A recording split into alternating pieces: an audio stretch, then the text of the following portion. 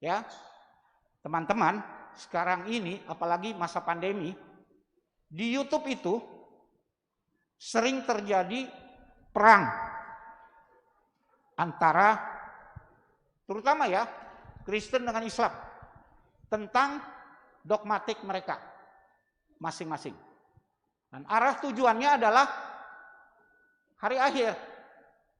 Siapa yang akan datang? Kurang lebih seperti itu. Nah, gereja, saya nggak tahu apakah khotbah-khotbah tentang hari akhir, tentang kedatangan Tuhan Yesus itu ada hadir di gereja kita. Karena begini,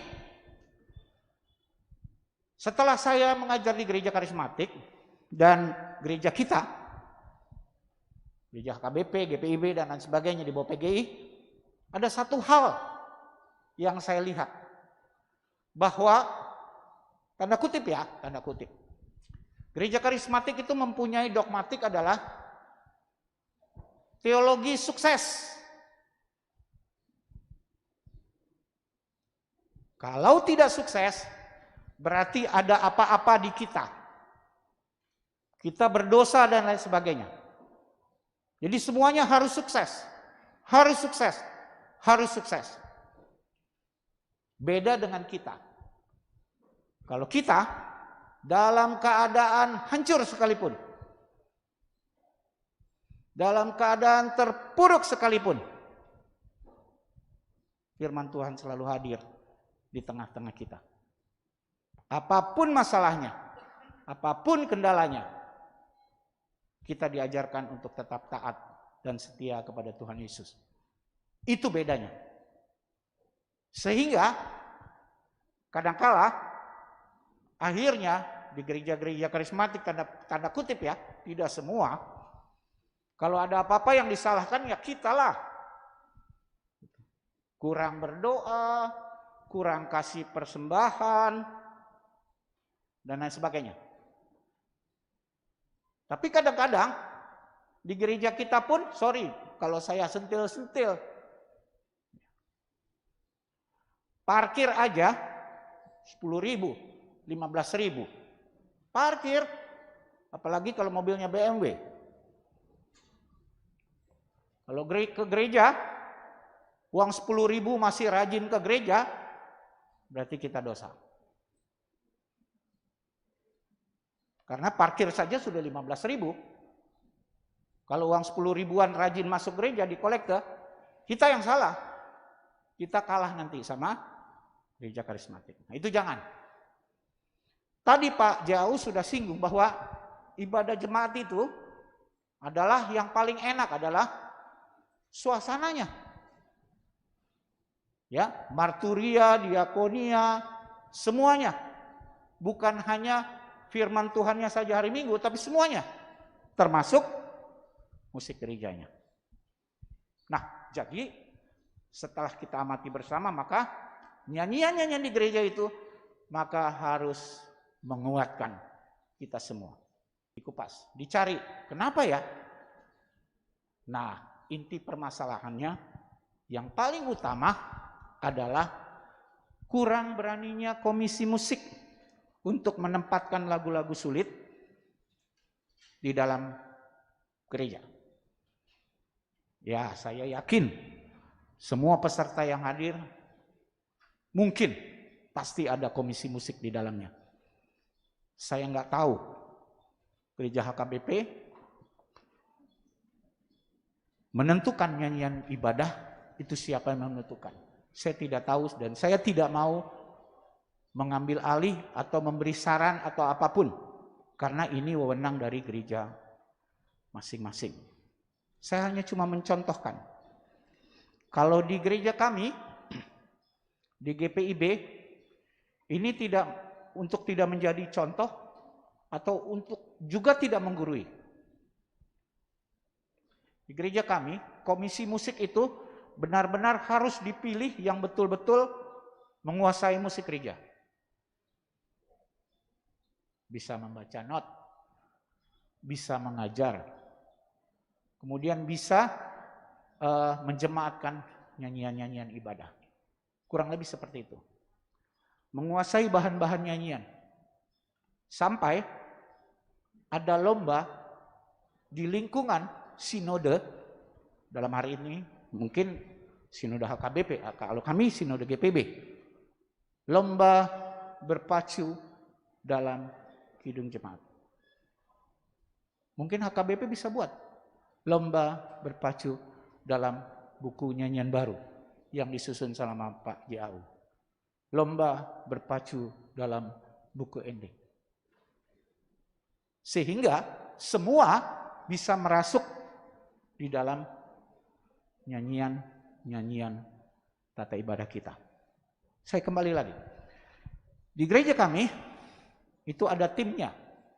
Ya, kurang lebih sekitar samalah, kita semua sama. Komisi musik itu kurang lebih sekitar 4, 5, 6 orang, kurang lebih seperti itu. Dan dia pasti akan terdiri dari pianis, organis, majelis jemaat yang membidangi, dan fungsionaris paduan suara yang ada. Andai kata di dalam gereja paduan suaranya ada 12, maka yang diambil adalah salah satu dari mereka menjadi wakil. Menjadi wakil di dalam komisi musik. Sehingga tahu semua kegiatan musik di dalam gereja seperti apa. Nah, baru ketika kita berkumpul, kita menentukan lagu berdasarkan kalender kerja yang diberikan oleh sinode. Dalam hal ini sinode GPB. Kalender kerjanya sudah ada ya, bacaannya sudah ada semua. 3 bulan ke depan sudah ada. Nah, berdasarkan 3 bulan itu, kita susun lagu-lagunya di situ. Setelah disusun, tidak serta-merta dipakai. Karena harus ada persetujuan dari gembala sidang atau ketua jemaat atau pendeta jemaat. Apakah cocok yang sudah dilakukan oleh komisi musik menentukan lagu-lagunya? Kalau tidak cocok, Pak Pendeta boleh mengubahnya sesuai dengan karakter, kerangka ibadah, apa yang mau ditekankan di dalam ibadah, lagunya harus menunjang itu. Tapi yang pasti saling bersinergi. Ya, tidak mungkin misalnya kita bercerita atau firman Tuhannya tentang keberadaan kita saat ini, pandemi. Semuanya terhambat. Lagu apa yang cocok di dalam gereja? Enggak mungkin kita nyanyikan berkumandang suara dari seberang, kirimlah cahayamu. Bagaimana kita mau mengirimkan cahaya? Bagaimana kita mau mengirimkan sembako? Bagaimana kita mau mengirimkan kelebihan dari kita? Kalau kita ada PHK, semua terhambat, dan lain sebagainya. Pasti kita akan memilih lagu yang lebih cocok. Inilah yang dinamakan kita harus mengerti tentang tata ibadah yang ada.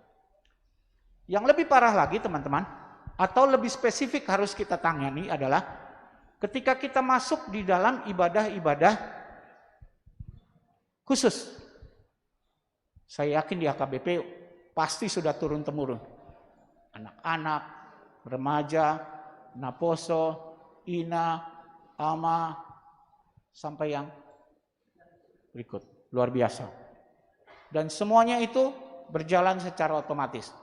Nah, ketika pekerja-pekerja atau pemusik gereja yang ditempatkan di ibadah-ibadah di luar gereja, nah ini harus bisa berfungsi. Bagaimana caranya mengangkat nada? Bagaimana caranya untuk memberikan lagu baru buat mereka, mengajarkan lagu-lagu yang baru. Kalau soal mengajarkan musik gereja atau nyanyian-nyanyian paduan suara, kalau saya di lingkungan HKBP, sama juga saya mengajarkan angsa berenang. HKBP jago.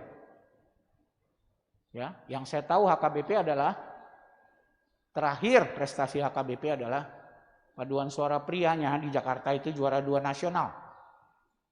Di Pesparawi Nasional di Pontianak. Berturut-turut juara 2 nasional. Di Pontianak dan di Ambon terakhir. Tahun depan akan dilaksanakan di Jogja. Kebetulan waktu di Ambon dan di Pontianak, saya kebetulan dipanggil menjadi salah satu pemerhati ketika mereka mempersiapkan timnya mewakili DKI pada waktu itu. Dan pada waktu itu yang mengkoordinir adalah HKBP Suprapto dengan HKBP Jalan Jambu. Mereka jagoan-jagoannya semua di sana, ditambah dengan beberapa dari HKBP yang lain. Itulah yang mewakili DKI. Jadi jangan mengajarkan gereja HKBP untuk nyanyi atau untuk berkor.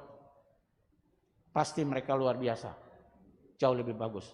Nah, yang saya sentuh adalah kita terutama adik-adik yang muda ya, guru-guru sekolah minggu dan lain sebagainya. Kalau kita dihadapkan kepada satu nyanyian, bagaimana kita menundukkannya? Bagaimana kita menyajikan lagu tersebut? Itu menjadi masalah besar. Sehingga ketika saya hadir di sekolah minggu, yang kita dengar di sekolah minggu adalah Yesus angkat dosaku dan buang ke laut. Buang ke laut. Buang ke laut. Jadi nanti anak-anak kalau pergi ke tepi pantai, mereka serem melihat laut. Karena tempat Tuhan Yesus buang dosa. Ya, ini dia. Itu yang diterangkan oleh Pak J.A.U. tadi. Bahwa lagu itu harus benar-benar bermakna. Kenapa ada lagu tersebut? Karena tidak ada bahan lagu sekolah minggu. Aku mau tanya, di sini siapa yang guru sekolah minggu? Coba angkat tangan. Ada nggak? Guru sekolah minggu? 1, 2, 3, 4. 4 saja. 5, 6. Pernah lihat buku ini? Pernah. Namanya Kidung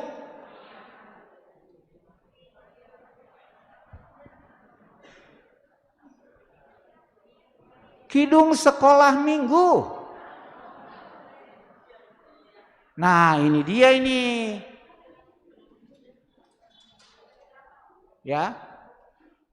Teman-teman, khususnya guru sekolah minggu, berbicara tentang nyanyian anak-anak, kalau teman-teman pakai buku Kidung Ceria, itu udah 40 tahun yang lalu, 30 tahun yang lalu. Anak-anak lagunya sama orang dewasa. Tidak berkembang. Pemahaman iman mereka terlalu berat dengan Kidung Ceria. Yamuger 2004 sudah buat buku ini. Dan ini, buku Kidung Sekolah Minggu ini, semua isinya adalah nyanyian anak-anak. Kenapa tidak dibeli atau tidak dipakai? Mungkin karena memang kita tidak tahu. Sudah terbit dia.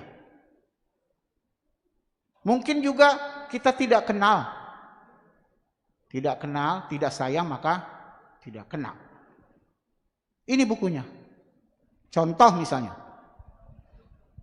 Saya mengajarkan anak-anak supaya mereka rajin di